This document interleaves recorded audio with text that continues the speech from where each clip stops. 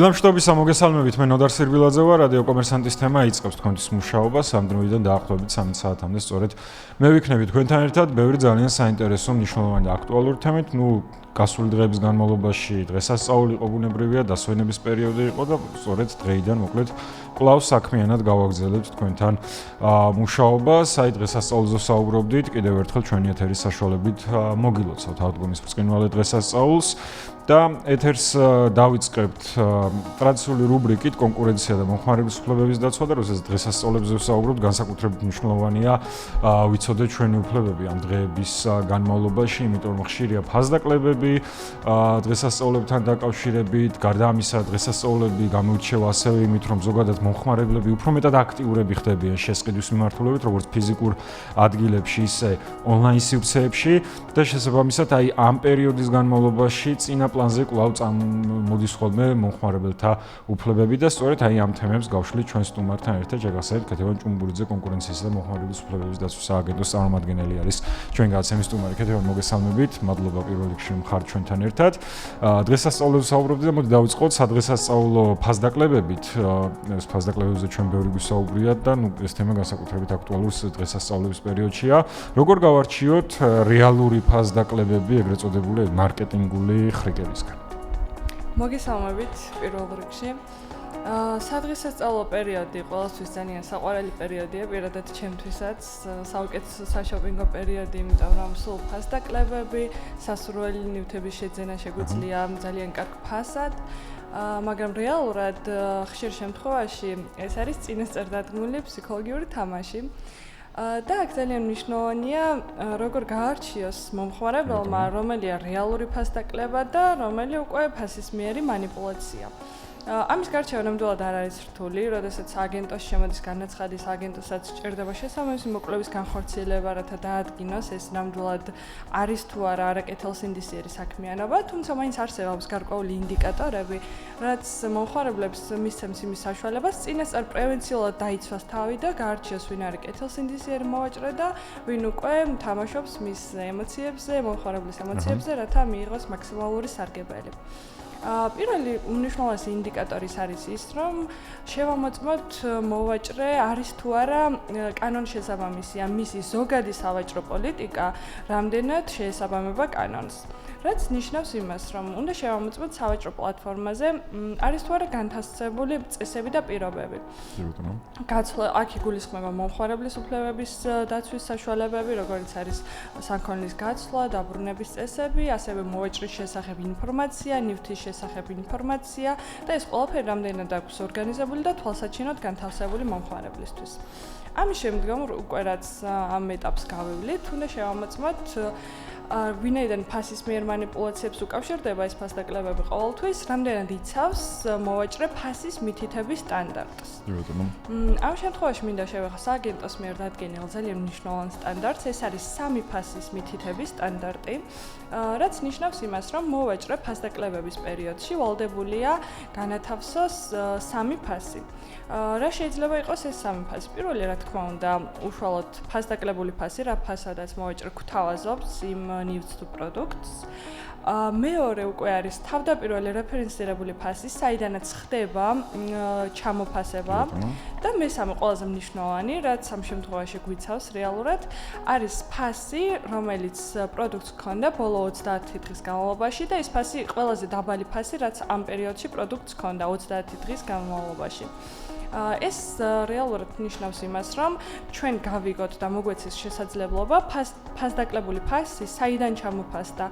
ხშირ შემთხვევაში ალბათ ყველას გქონია ერთხელ მაინც ესეთი შემთხვევა, როდესაც შევიძენთ 80%-იანი ფასდაკლებით ჩვენთვის სასურველ ნივთს, ძალიან გვიხარია. შემდგომ აღმოვაჩენთ რამოდენიმე თვის მერე, რომ თურმე ეს ფასი რეალური ფასია ამ პროდუქტის, 3 თვის შემდეგაც იგივე იყო, 1 თვის წინაც იგივე ფასი იყო და რეალურად ჩვენ რომ გვეგონა რომ ფასდაკლებით შევიძინეთ ის პროდუქტი, ასე არ აღმოჩნდა. ზუსტად ამის გადასაზღვევად არსებობს ეს ძალიან მნიშვნელოვანი სტანდარტი, რომ მოვაჭრე მიუთითოს ბოლო 30 დღის განმავლობაში ყველაზე დაბალი ფასი, რაც ედო იმ პროდუქტს. აქ უკვე მომხმარებელს ექნება შესაძლებლობა განსაზღვროს, რამდენ პროცენტიანი ფასდაკლებაა და უღირს თუ არა იმ პროდუქტის შეძენა. თუ რა თქმა უნდა ეს წესი დაცულია, ეს ნიშნავს, რომ მოვაჭრე კანონს შესაბამისია და დიდი ალფადობით ეს ფასდაკლებაც იქნება რეალური. სანდომად შორის. ასევე ძალიან მნიშვნელოვანი სტანდარტი არის ერთეული ფასის მითითების სტანდარტი. ასევე ალბათ ხშირად გქონია ყველას ესეთი შემთხვევა, როდესაც შევდივართ სავაჭრო ობიექტზე, ვყიდულობ ჩვენ საყვარელ პროდუქტს. მაგალითად შოკოლადის ფილას, ზუსტად იგივე ფასად, რა ფასადაც ვყიდულობდით ადრე. თუმცა აღმოვაჩენთ, რომ ეს პროდუქტი აღარ არის იმ მოცულობის და რამდენიმე ლუპით ნაკლები შეგხვდა. ანუ რეალურად პროდუქტი არის შემცირებული მისი მასა და მოცულობა. ამ შემთხვევაში გმირად გვევლინება ერთეული ფასი, რაც ნიშნავს, რომ მოვაჭრე ვალდებულია მიუთითოს არა მარტო გასაყიდი ფასი, არამედ ერთეული ფასიც, რაც შეიძლება გამოიხატოს კილოგრამში, მეტრში, თუ რაც იქნება ამ შემთხვევაში ვინაიდან შოკოლადის ფილაზე ვსაუბრობდით, ეს შეიძლება იყოს კილოგრამი, რათა მომხმარებელს მიეცეს რეალურად შესაძლებლობა შეაფასოს, ინფლაცია შეეხო თუ არა ამ პროდუქტის ფასი გაიზარდა, შემცირდა, თუ რეალურად რა მოვიდა, იმიტომ რომ ის სწორედ ერთეულ ფასზე დაყრდნობით გააკეთებს სწორ და ინფორმირებულ არჩევანს. ვინაიდან როგორც უკვე ვთქვით, გასაყიდი ფასი შეიძლება იგივე იყოს შენარჩუნებული, თუმცა მასა და მოცულობა იყოს შემცირებული. აქედან გამომდინარე, შესაძლოა მომხმარებელი აღმოჩნდეს მოტყუებული. კი ბატონო, ანუ ეს ფასთა ანალიზი რეალურად მომხმარების შესაძლებლობას აძლევს, რომ იმ შემთხვევაში თუ კი რაღაც X პროდუქტზე მიხვდა რაღაც მაგალითად მოცულობა დააკტანა ასე შემდეგ, შემდგომში ამ ანალიზის საფუძველზე უკვე ალტერნატივა მოიძიოს, რაც მის საჭიროებებს კიდევ უფრო ასე ვთქვათ დააკმაყოფილებს, უფრო ეფექტური იქნება დაკმაყოფილების კუთხით. თვალშორის აი საცალო მიმართულება ახსენეს და მე მქონია უბრალოდ დაკვირვების დონეზე სპორტული ინტერესი იყო ერთგვარი, როდესაც ვაკვირდებოდი, შემოდიოდა რაღაცა ბრენდის პროდუქტი, ხა ბუნებრივი ამ პროდუქტს და პროდუქტებს არ დავასახელებ, მაგრამ იყო შემთხვევა რაღაცა X თანხა იყო და ფასდაკლებით ღირდა მირობითად რაღაცა 20 ლარიანი 10 ლარი. გადის ერთი თვე და ფასდაკლებით ღირს 20 ლარი და მისი საწყისი ღირებულება 30 ლარს უკვე აჭარბებს. ოღონდ ეს ერთვიან პერიოდში ასე ვთქვათ ხდება. ჩემთვის ცოტა უცნაური ის გარემოებაც არ არსებობს ეგრეთ წოდებული მარაგების კონტროლიც, ხო? ეხლა ერთ თვეში რაღაც გარკვეული მარაგებიც უნდა გქონდეს და რამდენად შეიძლება გაგეზარდოს, ხო? დანახარჯი ისეთი, რომ მე ფასდაკლებულად უკვე გაუშვა საწყისი ღირებულება, რაც პირობითად 30 კალენდარული დღის ვადაში ქონდა. ანუ ეს ნაწილი რო შევაჯამოთ, მომხმარებელს რაც შეუძლია გააკეთოს, ცოტა დრო დაუთმოს იმას, რომ ფასების ანალიზს მიყოს ხელი, თან მათემატიკაში წაივარჯიშებს და თან შესაბამისად მისთვის კარგ გადაწყვეტილებას მიიღებს. პრინციპში აქ მომხმარებლისთვის რაც არის მნიშვნელოვანი, არის ის, რომ უბრალოდ მიაქციოს ყურადღება, მოვაჭრე, რამდენად იცავს იმ ჩვენს კანონს რამდენად იცავს სააგენტო სტანდარტებს და ამისთვის ძალიან სასარგებლო იქნება მომხმარებელი გაეცნოს კონკურენციის და მომხმარებლის დაცვის სააგენტოს მიერ შემუშავებულ სახელმძღვანელოებს, სტანდარტებს, რომლებიც საჯაროდ არის ხელმისაწვდომი ჩვენს ვებსაიტზე. ამის გაცნობის შემდეგ უკვე მომხმარებელს ფაქტობრივად იქნება ყველანაირი საშუალება და რესურსი, რომ დააიდენტიფიციროს არაკეთილსინდისიერი მოვაჭრეები. წეგან ახსენეთ ხარჯის გაზრდის საკითხი, როდესაც მოვაჭრემ შეიძლება ფასი შეცვალოს გარკვეულ შემთხვევაში თუ იმ დასაბუთებით, რომ მას ხარჯი გაიზარდა. აღნიშნულთან დაკავშირებითაც ყოფილა кейსი სააგენტოში და უმსჯელია სააგენტოს.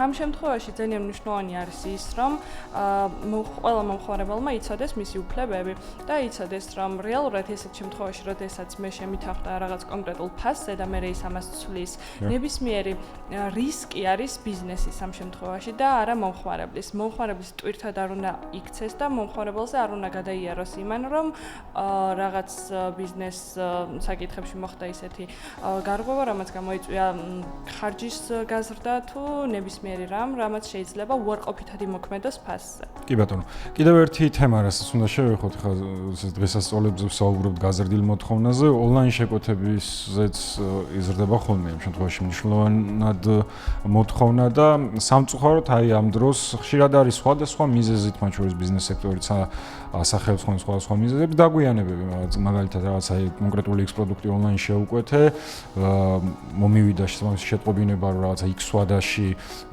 უნდა მომივიდეს ეს ასე ვთქვათ პროდუქტი დაგეგმილი მაქვს რომ აი ახლა მომივიდა აქედან გამომდინარე გადაწყვეტილებას, მაგრამ არის შემთხვევები რომ მე იგვიანებს ეს ასე ვთქვათ პროდუქტი არის სხვადასხვა მიზეზები, რომ აი მიწოდების ჯაჭვში რაღაცა პრობლემაა, გაზრდილი მოთხოვნაა და ასე შემდეგ. აი აქ სად ჩანს მომხმარების უფლებები და რა არის მომხმარების ძირითადი უფლებები, ამაზეც რო ვისაუბროთ. მაქსიმალური ვადა, რა ვადაც აქვს მოვაჭრეს ნივთის მისაწოდებლად, კანონით არის განსაზღვრული და ეს არის 30 დღიანი კალენდარული ვადა. თუმცა, თუ მოვაჭრე პირდება განსხვავებულ ვადას, ძირითადად შემცირებული ვადებია ხოლმე დაპირებული ონლაინ. მაგალითად 2 კვირა პირობითად. ის მიერ 2 კვირა, 2 დღე თუნდაც. მაშინ ფაქტობრივად ეს ვადა ხდება კანონი და აუცილებლად უნდა დაიცვას მოვაჭრემ მითითებული ვადა. თუ ამბობს რომ 2 ან 5 სამუშაო დღის განმავლობაში მოხდება მიწოდება, მაქსიმალური ვადა, რა ვადაშიც მან უნდა მიეწოდოს ნივთი, უნდა იყოს 5 სამუშაო დღე.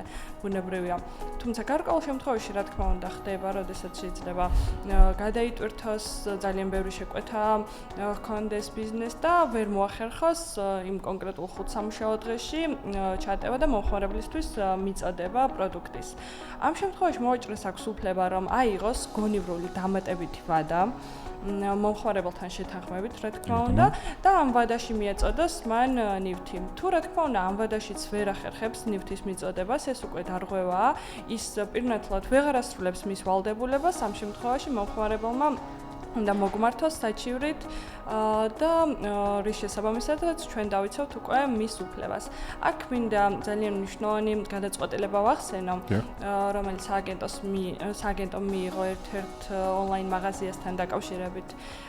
როდესაც ხდება სისტემური დაგვიანება, აქ უკვე ეჭვი არის იმასთან დაკავშირებით, რომ ეს არის არაკეთილსინდისიერი კომერციული პრაქტიკა. რა თქმა უნდა, ყველა შემთხვევაში მოვაჭრე თავს იმართლებს სხვადასხვა ლოჯისტიკური საკითხით, იმით თუმცა როცა მასიურად ხდება ეს თუნდაც კურიერს რაღაც შემთხვევა, სხვადასხვა ინდივიდუალური შემთხვევები, რა თქმა უნდა შეიძლება იყოს, მაგრამ როცა ამ ყველაფერს აქვს სისტემური და მასიური ხასიათი, ეს უკვე მიანიშნებს არაკეთილსინდისიერ პრაქტიკაზე, რასთან დაკავშირებითაც უკვე სააგენტომ გამოიტანა გადაწყვეტილება ერთ-ერთ მოვაჭრესთან დაკავშირებით და დაადგინა, რომ მას რეალურად შეეძლო განესაზღვრა იმ ფასდაკლებების პერიოდში, რომ ვერ შეძლებდა ნივთების მიწოდებას იმ ვადაში, რა ვადაც მან დათქვა. მიუხედავად იმისა, რომ მას შეეძლო ეს განესაზღვრა, მან ეს არ გააკეთა, მომხმარებელი შეიყვანა შეცდომაში, მიუთითა ისეთი ვადა, რა ვადაშიც რეალურად ვერ შეძლებდა მიწოდებას. და ეს უკვე წარმოადგენს უსამართლო კომერციულ საქმიანობას და არა ერთჯერად გადაცდომას. კი ბატონო, მე მგონი ყველა კარგად ხდება აქ რომელ კომპანიაზეა საუბარი, რომელ ონლაინ კომპანიაზე ბუნებრივი არ დავასახელებ, თუმცა ძალიან კარგია, რომ კონკურენციის სააგენტომ ეს დროულად და პროაქტიულად მიაქცია ყურადღება, იმიტომ რომ მაგ кейსზე ძალიან ბევრი მომხმარებლის კომენტარი სხვადასხვა ჯგუფებში ხდებოდა. ნუ ახლა ვინც მისმენთ და ვისაც შეხება ქონიათ, კი მიხვდებით რომელ კომპანიაზე საუბარი, ტემუ არ არის პირდაპირ გეუბნების დაგასპოილერებს. და ბოლოს ასევე ძირითად უფლებებზეც რო ვიცაუბროთ, კეთევან, როგორც ონლაინ შეკვეთის დროს, იგივე ფიზიკურ მაღაზიებში რა არის ძირითადი უფლებები, ესეც რო ვთქვათ და შემდგომ შეგვიძლია დავასრულოთ. კი ბატონო, დავიწყოთ ონლაინ ვაჭრობაზე ვსაუბრობდით და აქედანვე რომ გავაგრძელოთ, ყველაზე მნიშვნელოვანი უფლება, რაც მომხმარებელს ეხმარება, რომ მიიღოს ინფორმირებული გადაწყვეტილება არის 14 დღის ვადაში ნივთის უპირობო დაბრუნება.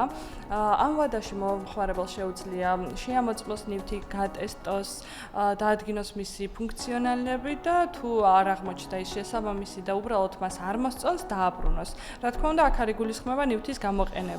აქ იგულისხმება ნივთის დატესტვა ზუსტად ისე, როგორც დატესტავდა სავაჭრო ობიექტზე.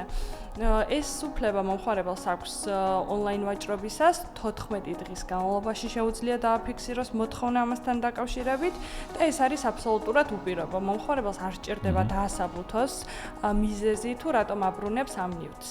უკვე თუ ნაკლიან ნივთს ეხება საქმე, როგორც ონლაინ ვაჭრობის დროს, ისე ადგილზე ვაჭრობის დროს მომხმარებელს შეუძლია პრეტენზია დააფიქსიროს 2 წლის განმავლობაში. ეს ეხება აბსოლუტურად ყველანაირ ნივთს, ეს იქნება ტექნიკა, ეს იქნება ტანსაცმელი თუ რაიმე სხვა ნივთი, 2 წელი არის კანონით დადგენილი ვადა, რავადაშიც ჩვენ გვაქვს უფლება ვიდაოთ იმ საკითხთან დაკავშირებით, რომ ნივთი არ გადმოგვეცა უნეკლო მდგომარეობაში, მოვითხოვოთ შეცვლა, შეკეთება, ხოლო სხვა შემთხვევებში თუ ვერ ხერხდება შეცვლა ან შეკეთება, უკვე თანხის დაბრუნება ან ფასის შემცირება, ეს უკვე მომხმარებელზეა დამოკიდებული, რომელს აირჩევს. კი ბატონო, ძალიან დიდი მადლობა. კვლავ საინტერესო იყო ტრადიციულად დღევანდელი ეთერიც და ვფიქრობ გავაცით პასუხი კითხვას დღესასწაულების დროს, როგორ ვიცავ ჩვენს უფლებებს. დიდი მადლობა, რომ იყავით ჩვენთან გადაცემაში. სტუმრად, შეგახსენებთ, რომ ჩვენი სტუმარი იყო ქეთევან კუნგურიძე, კონკურენციისა და მომხმარებლის უფლებების დაცვის სააგენტოს წარმომადგენელი.